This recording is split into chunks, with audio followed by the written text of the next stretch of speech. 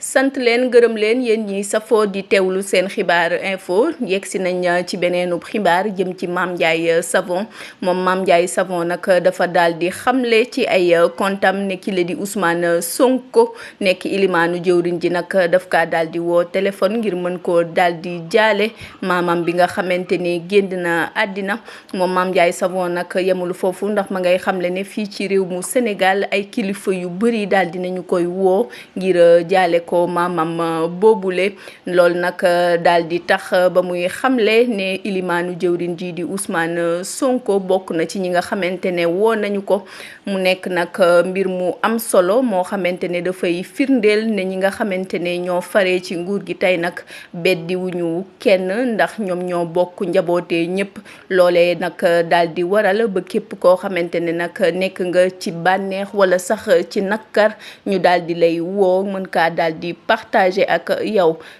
lii nag mën naa daal di firndeel itam ne ñoom nag yëguñu seen bopp benn yoon ndax dañoo jaxasoo ak askan wi ba lépp nag lu leen laal ñu mën a woote téléphone wala sax ñu dem ba ci kër nit ñi ngir saafonte ak ñoom ngir ñu xam ne nag ñoom ñi ngi ci seen wet même bu fekkee ne ñoom ñoo jiite nguur gi.